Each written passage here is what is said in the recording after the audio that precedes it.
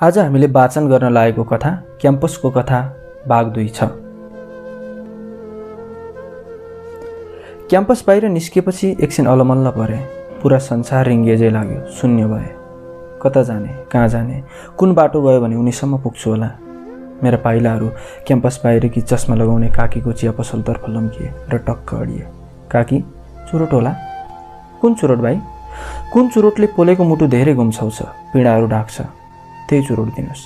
काकी एकछिन टुवा पर्नुभयो र भन्नुभयो, भाइ पनि मजाक गर्नुहुन्छ, भन्नु कुन चुरोट दिउँ? खुकुरी दिनु। खुकुरी चुरोटको नसा अलिक अर्कै छ। कुमार नगरकोटीलाई पढे पश्चात खुक्सप्रिय भयो। बीचमा छोडेको थिएँ, कारण उनी नै थिइन्। अनुहारको नसा खुम्च्याउँदै भन्थिन्, छ्या, चुरोट खाएर आउनु भएन फेरि? चुरोट खाने मान्छे त बुढापाका जस्तै गनाउँछन् मलाई। तपाईँ चुरोट छोड्नु है, थपक्क कि मसँग नबोल्नु। अनि दुवै ओठलाई जोडेर अलिक पर पुर्याउँथिन् गर्दै।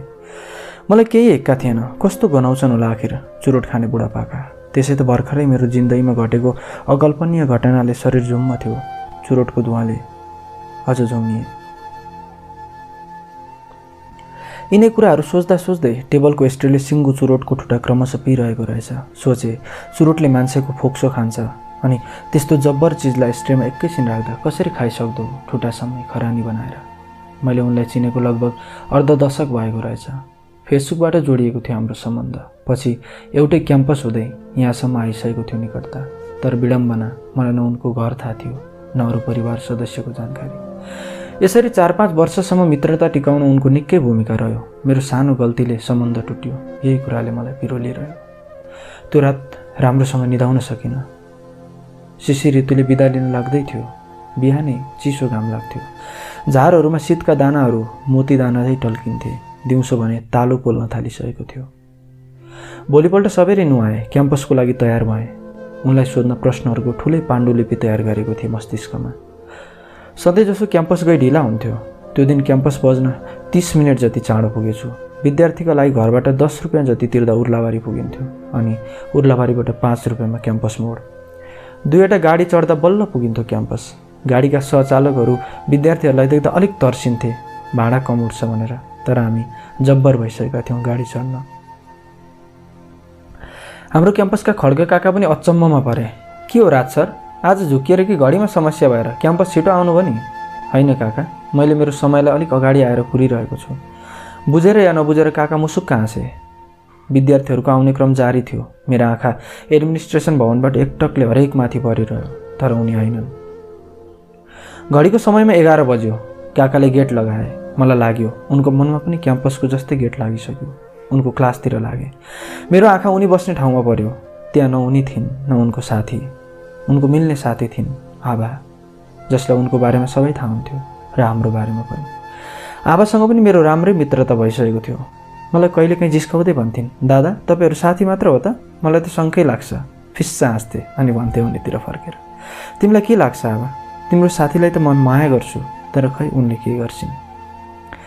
उनी मतिर आँखा तरेर हेर्थिन् अनि भन्थिन्, के हुनुभएको तपाईँ? के सोच्दियो यसले यस्तो उत्तर दिँदा? अनि उसको साथीतिर फर्केर भन्थे, तँलाई थाहा छैन र राज र म कति अगाडिबाटको साथी हौँ भनेर? कहीँ सुनेथे केटा र केटी कहिल्यै साथी हुन सक्दैनन्। मलाई त्यो आभास निकै अगाडि भइसकेको थियो।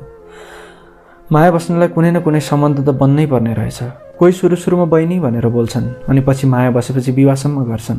कोही आफूभन्दा बढी उमेरकीसँग मायामा पर्छन्। कोही विवाह भइसकेकासँग पनि प्रेममा पर्छन्। आखिर प्रेम गर्न त केही सम्बन्धले नरोक्दो रहेछ भने मेरो साथीसँग प्रेममा पर्नु के गलत थियो? मैले मसँग भने, हेर राज, तेरो केही गल्ती छैन। तैँले उनलाई प्रेम गर्नु एकदम स्वाभाविक हो। यो प्रेम भन्ने चिज नै त्यस्तै छ, कुन बेला कोसँग हुन्छ पत्तै हुँदैन। क्लास गए, सोचेर बसेँ। अन्तिममा प्र्याक्टिकल क्लास थियो देवराज सरको। जाउँ कि नजाउँ अलमल्ल परे। गएँ। लाइटको प्र्याक्टिकल थियो, अँध्यारो कोठाभित्र। ओहो, मजा लाग्यो। त्यसै त अँध्यारो थियो मन, अब तन पनि अँध्यारो भयो। भोलिपल्ट पनि त्यसरी नै पर्खेँ, पर्सिपल्ट पनि। तर न उनी आइन्, न उनको साथी।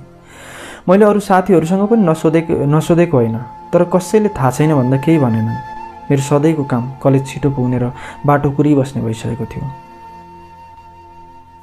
दिनहरू बित्दै गए। सधैँ जस्तो नयाँ नयाँ आशासहित उनको प्रोफाइल हेर्ने गर्थेँ। फेसबुक युजर देखाउँदैन कि भन्ने सोचेर। त्यो दिनबाट उनको साथीलाई पनि अनलाइन देखिनँ। त्यो कारण पनि मनमा अझ अनेक शङ्का उपशङ्का आइरह्यो। मेसेज भने उनको साथीलाई 1 हप्तामा पढेर नसकिने गरी पठाइसकेको थिएँ। मेरो सधैँको काम कलेज छिटो पुग्ने र बाटो हेरिबस्ने भइसकेको थियो। अब काकाले पनि बुझिसक्नु भएको थियो। राज सर, भनेपछि तपाईँ चाँडो आउनु र यहाँ बस्नुको मतलब त्यही जुखुरी केटी पो रहेछ त, होइन त?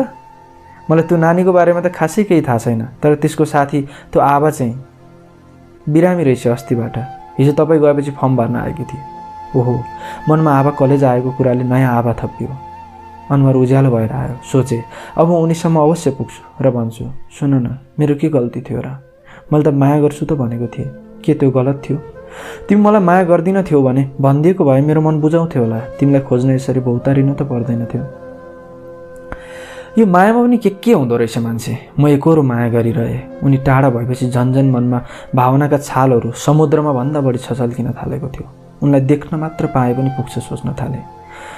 अर्को एउटा दिन उनको साथीलाई देखेँ। भर्खरै निन्द्राबाट उठेजै थियो अनुहार। लोलाएका थिए आँखाहरू, कलेटी परेका थिए ओठहरू। मानौ आबाले आफ्नो आभा कतै छोडेर आएकी थिइन्। बोलाए, आभा? सुनिनन् सायद। केही प्रतिक्रिया थिएन। गेटबाट अलि पर पार्किङ लिएर पुगिसकेकी थिइन् उनी। पछि गए। नजिकैबाट बोलाए, आभा, कृति खै? नसुने चाहिँ गरिन्। च्याप्प उनको हात समाएर भने, आभा, म यी दिनहरू एकदम गाह्रो गरी बिताइरहेको छु। मैले उनको बारेमा मेरो दिमागमा नट्ने गरी सोचिसकेँ। म दिनै क्रमशः उनकै बारेमा सोचेर कमजोर भइरहेको छु। मलाई हेर्न मन छ उनलाई, बोल्न मन छ उनीसँग। कृतिको बारेमा केही थाहा छ भने भन न प्लिज।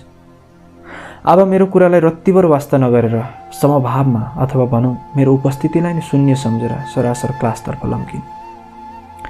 म बुझ्न सकिरहेको थिइनँ के भइरहेछ मेरो जिन्दगीमा। यो मायामा असफल हुने सायद मै मात्र रहेछु झैँ लाग्यो।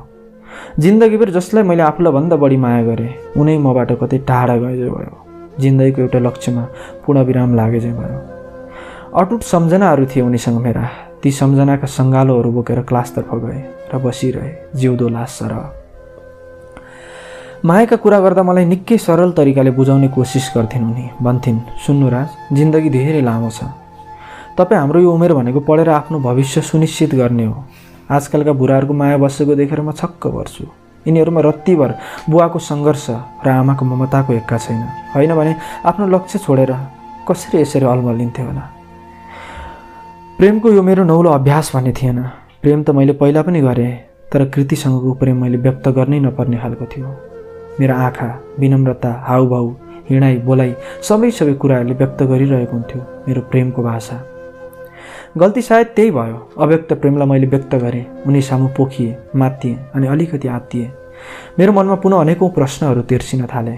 भोलिपल्ट फेरि त्यही क्रम दोहोरियो। म पर्खिएँ, उनी आइनन्। आबाले पनि कुनै प्रतिक्रिया दिनन्। म मेरो क्लासभन्दा बढी उनको क्लास बाहिर हुन्थेँ। घरिघरि आबासँग आँखा जुत्थेँ। एकजोडा मेरा निर्धा आँखाहरू, प्रश्नले भरिएका आँखाहरू, मायामा उत्प्रोत आँखाहरू। के उनको साथी त्यति कठोर थिइन् जसले यी आँखाहरूका भावहरू बुझेर पनि चुप बस्न सकिन्? मलाई आबासँग के नै काम थियो र? अलिकति जिज्ञासाका पोकाहरू खोल्नु थियो। कृतिको अनुपस्थितिको कारण जान्नु थियो, बस। तर उनको पनि उपेक्षाले म अझ बेचैन भए। अलिकति आत्मसम्मानमा समेत ठेस पुग्यो। यो आत्मा नै कसैको लागि समर्पण हुँदा मान्छेलाई आफ्नो आत्मसम्मानको समेत एक्का नहुँदो रहेछ। होइन भने उनको साथीले पनि मेरो व्यवस्था गर्दा म किन फेरि उनको पछि हिँडिरहेँ?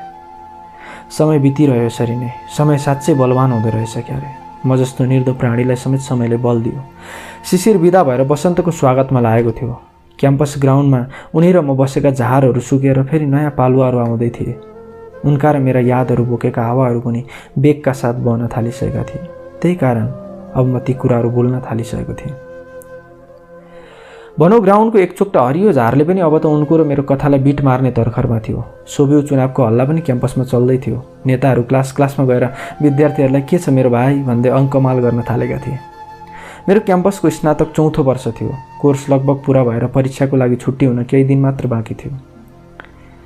मेरो क्याम्पसमा त्यस्ता थुप्रै यादहरू थिए। अब यी बिस्तारै एक एक कथा भन्दै थिए, जसरी यो कथा बनिरहेको छ। एक दिन दिउँसोको समय क्यान्टिनमा चिया पिउँदै थिए। आबा टुप्लुक्क आइपुगिन्, आँखा जुधे।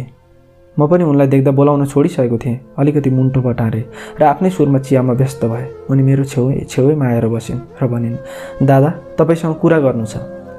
आबा, अब के कुरा रहेर? सबै कुरा त सकिसक्यो। जब मैले तिमीसँग कुरा गर्न खोजेँ, व्यवस्था गर्यो।